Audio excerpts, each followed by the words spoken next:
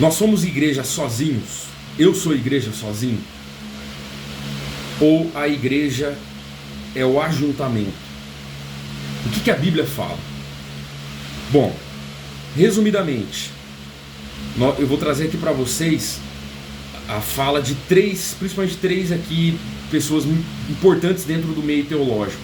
3 teólogos aí bastante conhecidos. Mas antes disso, cabe uma reflexão. Muitas pessoas, elas desenvolvem argumentos contrários a essa necessidade de se estar na igreja, porque elas tiveram decepções com a igreja. Na verdade, não é que elas tiveram decepção com a igreja, porque a igreja é um termo muito amplo, nós vamos entender isso melhor. Não é que elas tiveram decepção com a igreja, elas se decepcionaram ou tiveram problemas interpessoais, conflitos sociais, interpessoais, com pessoas específicas e muitas vezes pessoas que até exercem ou exerceram uma função de liderança dentro da igreja, pastores, líderes de departamentos, ministérios, enfim. E movidos por essa decepção, por esse conflito, eles acabaram, logicamente, é de se entender que façam isso, acabaram desenvolvendo uma linha de raciocínio, uma lógica contrária à importância de se estar numa igreja. E defendem essa sua visão, claro, defendem o seu ponto de vista, argumentam em função disso. Bom, agora, o que a Bíblia ela diz? O que a Bíblia nos fala? Qual que é o posicionamento das Escrituras? O que esses homens inspirados por Deus, o que o Espírito de Deus ele falou e fala ainda através da Bíblia, que é o nosso guia, o nosso norte, que é nós cremos, né, é a palavra infalível, inerrante, suficiente e a autoridade máxima para a igreja e para qualquer homem. O que a Bíblia ela nos diz? O Millard Erickson ele vai dizer que no grego clássico, lembrando que o Novo Testamento foi escrito aí na língua grega, a palavra grega usada no Novo Testamento para designar a igreja referia-se simplesmente, preste atenção nisso, isso é muito interessante, a uma assembleia dos cidadãos de uma localidade. A palavra grega, que traduzido aí para o português, nós entendemos por igreja, a palavra grega utilizada aí no Novo Testamento é eclesia. E eclesia ela é usada sempre em um contexto de assembleia. O que é uma assembleia? É uma reunião de pessoas. Então, especificamente aplicada ao contexto do Novo Testamento, é uma reunião de pessoas para cultuar a Deus.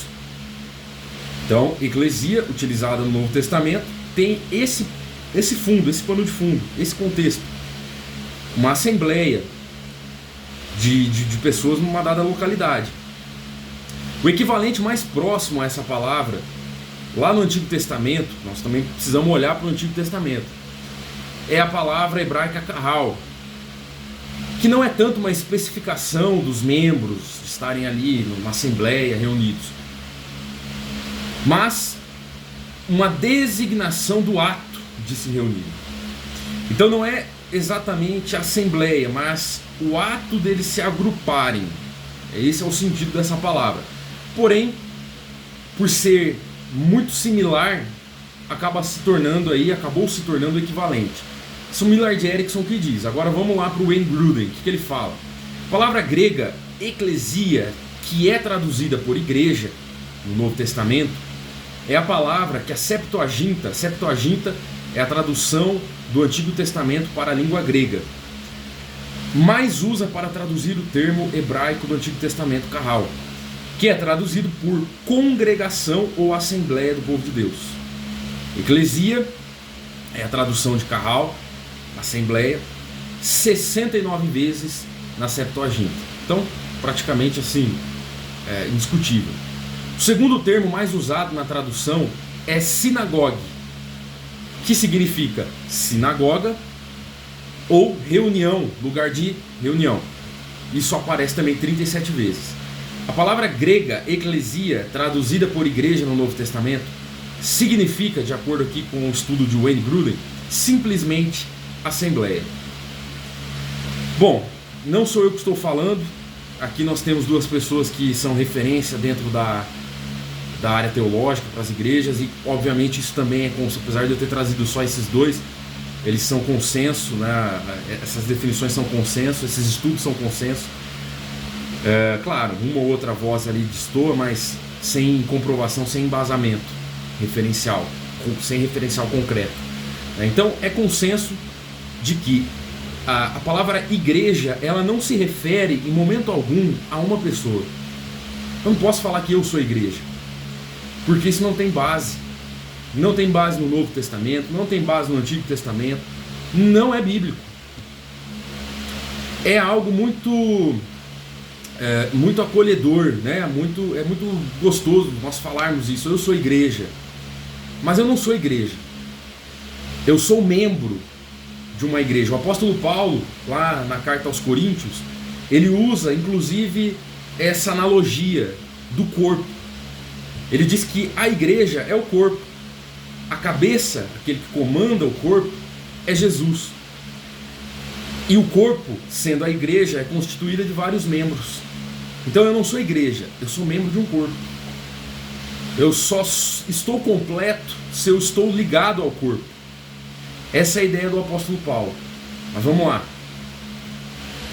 O Norman Geisler, ele vai definir a igreja.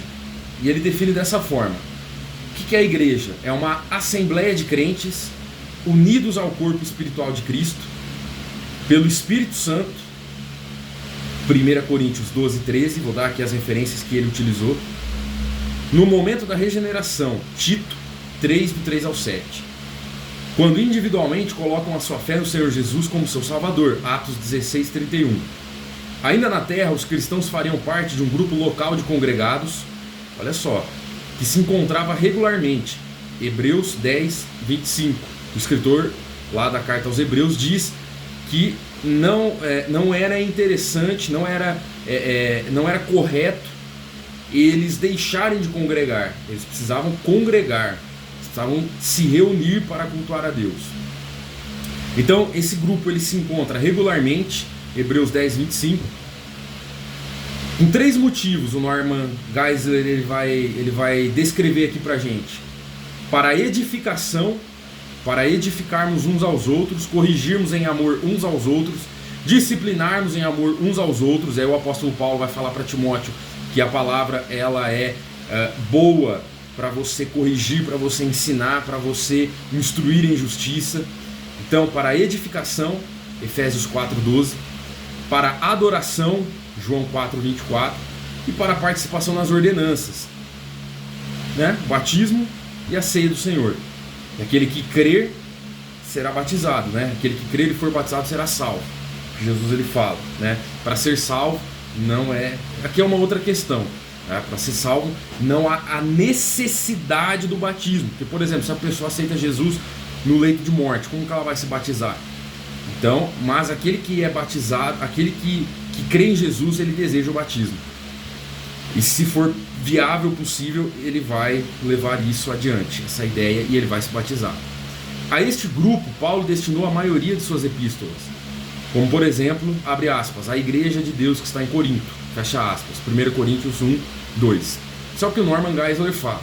Então, partindo dessa linha, nós entendemos que existem duas definições de igreja. Tá? Existe uma igreja no sentido mais amplo e existe uma igreja no sentido mais restrito. Existe a igreja chamada universal e existe a igreja chamada local. Vamos lá, qual que é a definição de igreja universal? Igreja universal, de acordo com o Norman Geisler, é o corpo invisível de todos os crentes. Ou seja, a igreja universal ela é constituída por cristãos espalhados por todos os países e regiões do mundo e por aqueles que já morreram e estão agora usufruindo aí da presença eterna de Deus, né? da glória, do descanso eterno dos justos. Então nós temos base bíblica para isso. Mateus 16, 18, 1 Coríntios 12, 28, Efésios 1, 22, 23, Efésios 4, 4, Efésios 5, 23, 25, 1 Tessalonicenses 4, 14 a 16, dão base para essa visão da igreja, essa visão ampla, a igreja como um corpo invisível. Porém, também existe uma esfera da igreja que é visível. Especificamente, uma esfera da igreja que se reúne localmente, a igreja local. Então o Geisler ele também vai falar o seguinte: a igreja local é uma manifestação visível da igreja universal em uma determinada localidade. O Ernesto Nini ele vai dizer também que a igreja local é a reunião de pessoas, homens e mulheres dentre todos os povos, línguas e nações, nascidas de novo, regeneradas pelo Espírito do Senhor, batizadas em nome do Pai, do Filho e do Espírito Santo, que se reúnem em determinados lugares para adorar o Deus vivo e promover os fins do reino de Deus na terra. Para isso, eu vou mencionar, vou deixar na descrição tanto os livros de teologia sistemática quanto essas referências bíblicas, mas vou citar porque eu creio que seja importante referenciar com base aqui nas Escrituras. Onde nós encontramos referências a igrejas locais dentro das Escrituras? Alguns textos: Atos 9:31, Atos 16:5, Romanos 16:4 e 5, Romanos 16:4 e 5 e Romanos 16:16, 1 Coríntios 1:2, 1 Coríntios 7:17, 1 Coríntios 11:16, 1 Coríntios 14:33, 1 Coríntios 16, versos 1 e 19, 2 Coríntios 1:1, 2 Coríntios 8:1, 19, 23 e 24, 2 Coríntios 11, 8 e 28, 2 Coríntios 12, verso 13, Gálatas 1, versos 2 e 22, 1 Tessalonicenses, capítulo 1, verso 1, 2 Tessalonicenses, capítulo 1, verso 4, todos fazendo menção à igreja local. Então, meus amados, qual a definição de igreja? Igreja realmente faz referência a um indivíduo? Não. Dentro da Bíblia, você pode aí... hoje nós estamos vivendo um período no mundo, nós estamos vivendo uma época que as pessoas elas criam para si deuses, né? Então, assim, dizer que você adora o Deus da Bíblia conforme ele se revelou, sem obedecer aquilo que ele deixou estabelecido, é uma contradição. Não existe essa possibilidade. Igreja se refere à assembleia, à reunião, tanto no sentido de corpo espiritual quanto no sentido de corpo local, e os dois são necessários. Se você está ligado a um, você está ligado ao outro. Então você precisa de uma igreja local.